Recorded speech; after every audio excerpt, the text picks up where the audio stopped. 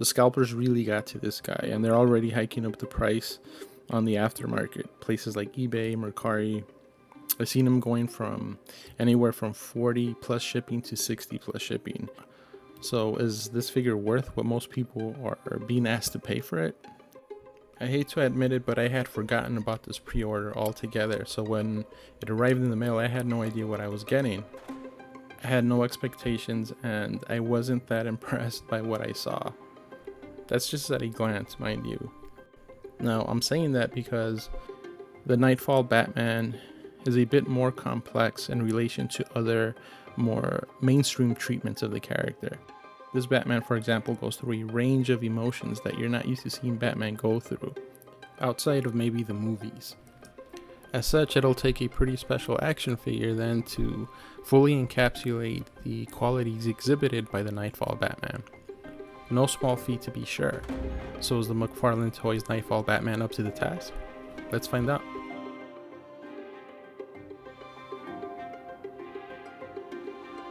I remember being told about the storyline in the early 90s from a friend who was also into comic books. I was collecting comics at the time, but I wasn't into DC, Batman, or Superman, or anything like that. I was doing the whole Image and X-Men thing at the time. I hadn't discovered independent comics either at that point. As far as I was concerned at the time, if they weren't on the big screen, characters like Batman and Superman belonged on little kids' underoos, blankets, lunchboxes, stuff like that. The Dark Knight Returns notwithstanding, there really wasn't an in-between with these characters at the time as far as I was concerned. But I was intrigued by this Knightfall storyline, the main conceptual conceit of which is that all of Batman's rogues gallery escapes from Arkham Asylum, forcing the Caped Crusader to play a little game of Groundhog Day, as it were, in that he has to round everybody up again, his entire rogues gallery of villains, and what is starting to seem like an eternal tug of war with evil and madness for the soul of Gotham City. I thought that was interesting. This was a challenge he hadn't faced before, because it forced Batman to delve into his past and re-examine his role as the Caped Crusader, the Dark Knight. In that sense, the Knightfall storyline is a re-examination of the Batman mythos, in particular where his commitment to not killing is concerned, which, among other elements in the storyline, is something that becomes a little heavy-handed at a certain point, but that was the message that DC was trying to convey, in particular in the ensuing volumes when John Paul, aka Azrael's Dirty Harry-esque Batman, emerges as the true antagonistic force, where Bane turns out to be the main villain. Of course, it's been widely documented by now that DC had always planned to have audiences turn eventually on the younger, edgier version of Batman in favor of the older one, and in doing so getting audiences to gain a new appreciation of the classic Batman character, which was starting to seem a bit antiquated during the early 90s. Again, some people rebuke the Knightfall storyline as gimmicky, insubstantial commercial fare on DC's part, which was just trying to make a buck. I think that's a little too harsh. I tend to like the Knightfall storyline, even after all these years. Despite its flaws, it created some nice, iconic moments and a new iconic villain in the form of Bane. I mean, Bane is no joker, but he is a formidable character who featured design elements that were kind of fresh for American comic books at the time. Not to mention that he had a good, compelling origin story. What I like best about Bane in the storyline, though, is that he functions as a narrative tool through which we get to look at not only Batman, but his villains in a new light, which is kind of exhilarating for the reader. And though I think the Knightfall storyline has a lot more literary merit and substance than, let's say, the Death of Superman storyline, it remains controversial. And the controversy stemmed from a lot more than Batman getting his back broken. It had to do with the crossover event. A lot of longtime Batman readers were put off by the fact that DC was making them go out there and buy books they normally wouldn't have bought. This being a crossover event, then, The Knightfall storyline did feature a range of different artists. And so looking at this McFarlane Toys version of the Knightfall Batman, it does feature some of the earmarks, no pun intended, of the character. The long pointy ears, for example. Having said that, this is clearly McFarlane Toys' version of the Knightfall Batman. This is the way they see it, the way they chose to represent it in three-dimensional form. Stylistically, it wouldn't be out of place among any of the other Batman action figures that McFarlane Toys has produced up to this point. As such, it doesn't skew towards any one particular artist's rendition of Batman during the Knightfall storyline. As far as the head sculpt goes, it does capture that stoic, dark, brooding quality of Batman, which isn't necessarily particular to the Knightfall storyline, but it is Batman-esque to be sure. Under good lighting, it's actually quite good. There's nice detail in there around the jawline, the lips. There is actually a lot of texture and layers to this Batman. The boots and the leg, for example, seem like two separate pieces, which is nice. The color palette here on this toy is interesting. On one level, it recalls that featureless, toneless color palette that you see in the Knightfall storyline, given the bright, cartoony, saturated colors that it features.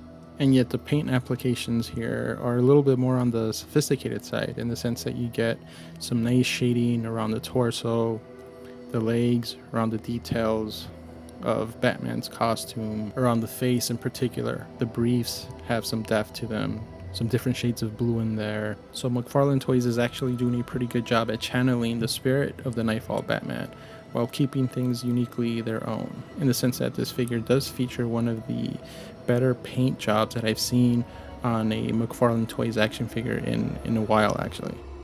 This action figure feels solid. It's actually pretty solid. It's reminiscent of the old DC Direct action figure line, which DC used to produce and which McFarlane has now taken over.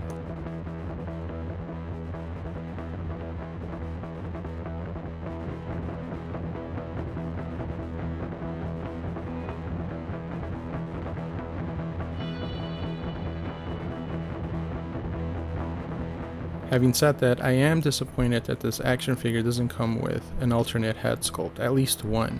Again, one of the aspects that defines Batman throughout the entire Knightfall storyline is the uncharacteristic range of emotions that he goes through.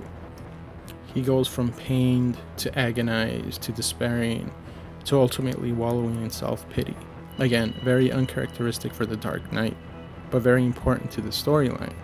As a side note, it's interesting to note that based on promotional images so far for the upcoming Mafex Knightfall Batman, which is scheduled to drop sometime next year, that figure will also not include such a head sculpt. Instead, Mafex seems to have opted to go with a scuba diving alternate head sculpt for Batman. Granted, that moment when Batman decides to throw on the scuba diving gear is an important moment in the Knightfall storyline, because at that point Batman has all the reason to give up, or at the very least just say screw it, I'm going to go after my arch nemesis, in this case the Joker, destroy him and be done with it all. Instead, he opts to stick to his code of saving lives instead of destroying them. It's an important moment in the Knightfall storyline to be sure, and yet given other options that they have at their disposal, I think they could have come up with a better head sculpt to better encapsulate the spirit of the Knightfall Batman. I mean, at the very least, give us a head sculpt with some face stubble. I would have settled for something like that. The so-called low price point on these McFarlane toys is no longer an excuse, not after seeing the Jada Toys Fei Long, the Ryu that they produce. And this goes for the accessories in general. I mean, we're talking about Batman here. Batman comes with a Batarang and an alternate pair of, seems like, gripping hands. I take it for the Batarang, but also maybe for some rope, yet the figure doesn't come with rope.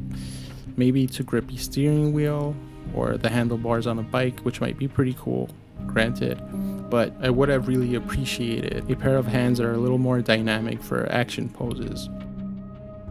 It's actually kind of basic for Batman here, and yet the figure doesn't come with something like that. I think that's a big miss on McFarlane Toys' part. As far as articulation goes, this Batman is actually quite good. Beyond those classic iconic Batman poses that we had already seen him do for decades, you don't really need the Knightfall Batman to do anything too crazy, too dynamic.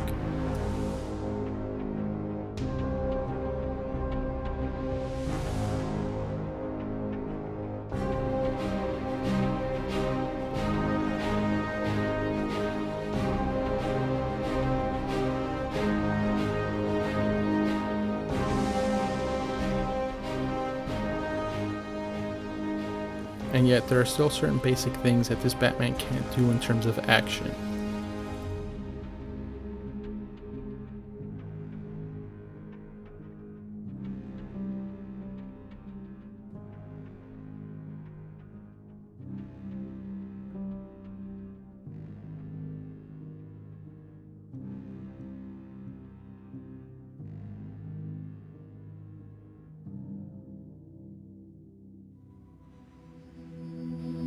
So what's the verdict on the McFarlane Toys Knightfall Batman here? Does it manage to encapsulate the spirit of that storyline, that now iconic, though controversial storyline? If it was a yes or no answer, then I would say no.